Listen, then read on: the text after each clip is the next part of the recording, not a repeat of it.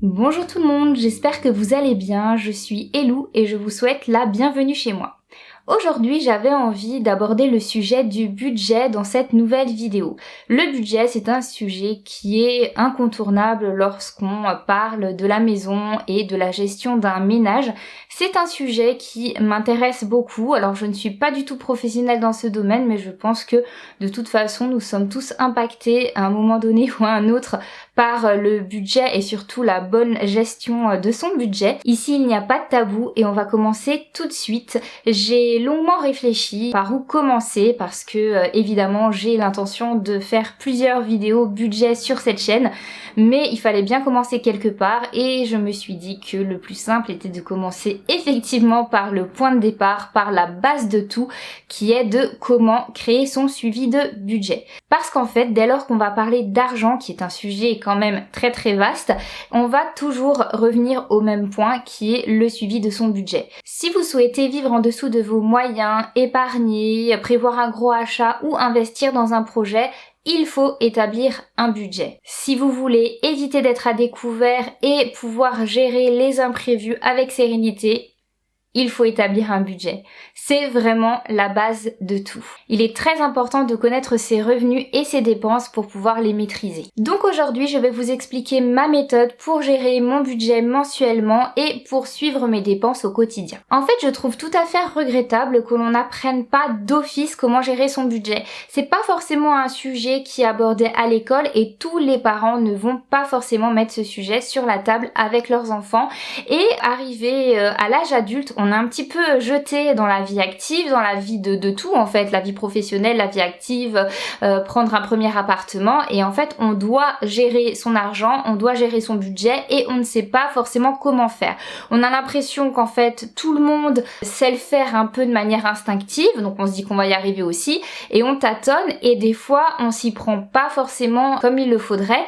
Gérer son budget c'est une vraie méthode, ça s'apprend et c'est vraiment dommage qu'on l'apprenne pas, tout simplement parce que ça nous ferait énormément gagner du temps. Heureusement, il existe aujourd'hui beaucoup de vidéos sur internet qui vous apprennent comment gérer votre budget. La mienne va être une goutte d'eau dans l'océan de YouTube évidemment. Il y a énormément de méthodes différentes qui existent sur internet. Il n'y en a pas une plus juste que les autres. Ce sera à vous de trouver ce qui vous convient le mieux.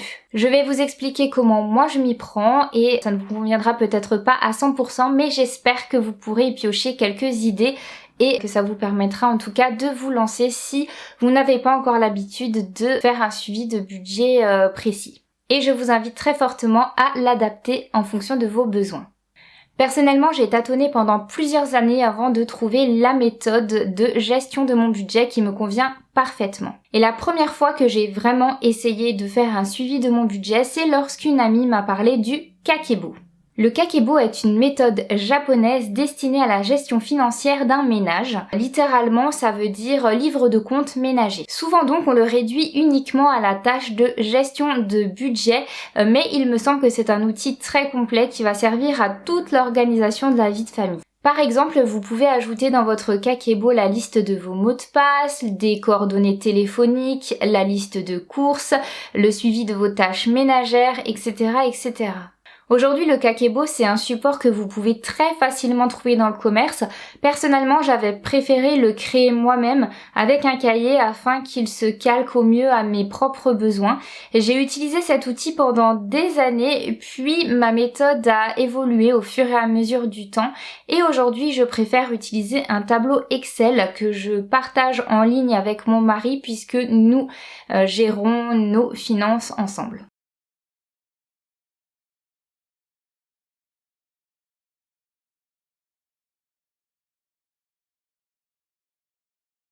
Vous verrez, la première fois qu'on fait son suivi de budget, on tâtonne un peu et c'est normal. Ensuite, on va se référer au mois précédent comme modèle.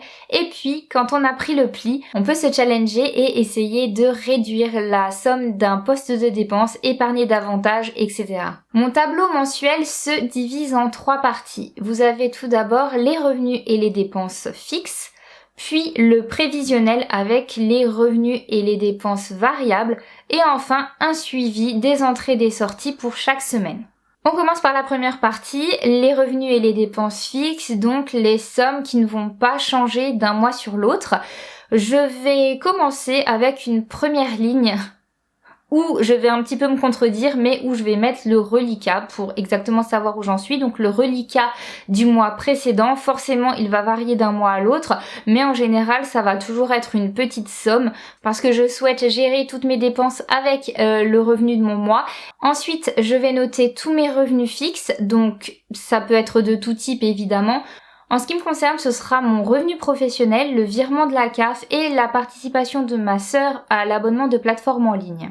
Et ensuite, évidemment, je vais mettre toutes les dépenses fixes qui, elles également, peuvent être extrêmement variées. Vous allez avoir par exemple votre loyer avec vos charges, l'assurance de la voiture, un prêt, un abonnement téléphonique ou un abonnement pour des plateformes en ligne, un abonnement pour un transport en commun, des frais bancaires, etc., etc.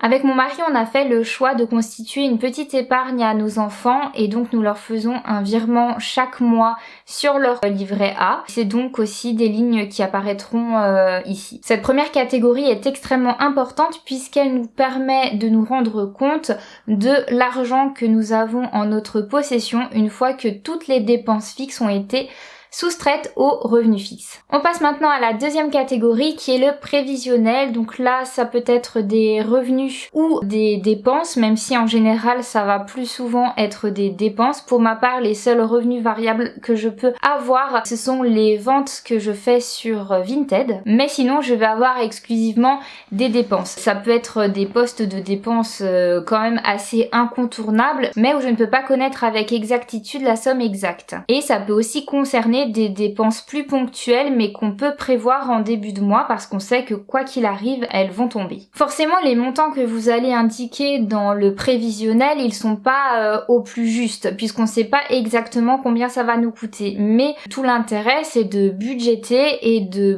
se dire voilà, ça, ce poste de dépense, ça va me coûter combien. On peut jamais être sûr à 100%, mais on essaye de viser au plus juste et moi, je vous conseille toujours de voir un petit peu plus large parce qu'il est toujours plus facile de se rendre compte à la fin du mois qu'on n'a pas tout dépensé et qu'on va pouvoir épargner ce qui reste plutôt que de voir au plus serré et de se rendre compte que finalement ça ne suffit pas. Ça peut être très décourageant. Alors concrètement, qu'est-ce qu'on va trouver ici? Évidemment énormément de choses différentes, mais par exemple tout ce qui est alimentation et hygiène, le carburant de la voiture, les dépenses plaisir qui sont prévues. Par exemple dans mon cas, j'ai rendez-vous une fois par mois chez une esthéticienne pour faire mes ongles et comme le prix peut varier en fonction de ce que je vais faire, ça va apparaître ici. Mais ça peut être aussi aller chez le coiffeur, s'acheter un livre, etc. On va ajouter ici aussi les dépenses qui sont liées à des événements particuliers, par exemple à des fêtes ou à des anniversaires. Ça peut également concerner des dépenses administratives ponctuelles, par exemple si vous payez en une seule fois votre taxe d'habitation ou si vous devez payer le ramassage des déchets. Ça peut concerner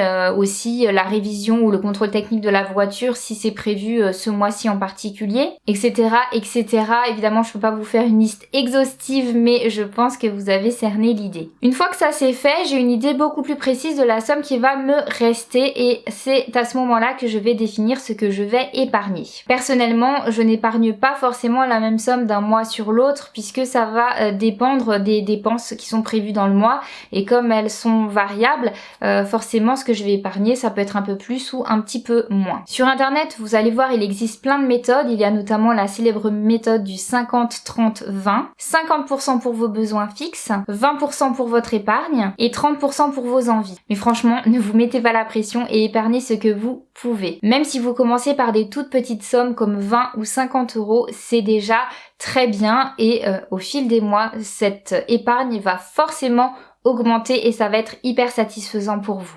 Il vaut mieux en tout cas commencer par une petite somme plutôt que d'épargner gros et de se rendre compte qu'en fait on n'a plus assez d'argent pour finir le mois et qu'il faut récupérer de l'argent de l'épargne pour certaines dépenses qui n'ont pas été budgétées. Franchement, c'est hyper décourageant si on n'arrive pas à laisser en épargne la somme qu'on avait prévue. Donc, voyez petit, peut-être au démarrage, et puis, à force de tâtonner mois après mois, vous aurez une idée plus précise de la somme que vous êtes capable d'épargner tous les mois. En tout cas, je vous encourage vivement à épargner, c'est très important, notamment pour vivre avec sérénité tous les imprévus qui peuvent croiser votre route. Avoir une épargne de précaution, c'est hyper important. En tout cas, ce qui est incontournable, c'est qu'il est primordial d'épargner en début de mois. Quand vous venez de recevoir votre salaire, il faut donner à votre épargne autant d'importance que toutes les dépenses dont vous ne pourrez de toute façon pas faire l'impasse. Épargner en début de mois pour ne pas dépenser cet argent ailleurs, c'est hyper important. Bien évidemment, une fois que vous êtes arrivé au bout de votre prévisionnel, il faut qu'il vous reste encore une petite somme au cas où, parce que des imprévus, il y en a toujours, ou un petit resto sur un coup de tête, etc., etc. Je sais que certains budgètent vraiment au plus serré, mais personnellement, je laisse quand même la place aux imprévus, aux mauvais imprévus évidemment, mais aussi aux bons imprévus, parce que des fois, on a aussi envie de se dire, tiens, j'avais pas prévu d'aller au cinéma ce mois-ci, mais finalement, j'ai quand même envie d'y aller. Le but, c'est pas de se priver non plus, et c'est surtout de ne pas se mettre en difficulté. Donc, n'hésitez pas à vous laisser une petite somme à la fin de ce prévisionnel. Franchement, si elle n'est pas complètement utilisée à la fin du mois, il est encore temps de compléter votre épargne et donc vous aurez épargné en début de mois et en fin de mois et franchement, c'est hyper satisfaisant. La dernière catégorie de ce tableau, c'est donc le suivi des entrées et des sorties d'argent semaine après semaine. Si, comme moi, vous utilisez principalement votre carte bleue, vous ne vous rendez pas forcément compte vraiment de l'argent qui sort. De toute façon, avec les virements et les prélèvements fixes qu'on peut avoir, on ne se rend pas forcément compte. Contrairement à l'espèce, c'est pas palpable en fait. Donc c'est super important de faire un suivi budget. Si vous pouvez le faire, n'hésitez pas à installer l'application de votre banque sur votre téléphone. C'est super important de pouvoir voir un petit peu en temps réel ce qui se passe sur votre compte, mais personnellement je trouve que ce n'est pas suffisant. C'est beaucoup plus percutant de noter ses dépenses soi-même dans un tableau. On a une meilleure vue et un meilleur contrôle. Essayez, franchement vous verrez. Je n'ai pas pu être totalement exhaustive dans cette vidéo, c'était simplement impossible, mais n'hésitez pas à compléter mes propos dans les commentaires, à nous expliquer votre propre méthode de suivi budgétaire et à poser toutes vos questions. En tout cas, j'espère vraiment que cette vidéo aura pu vous être utile et vous permettra de suivre votre budget plus sereinement.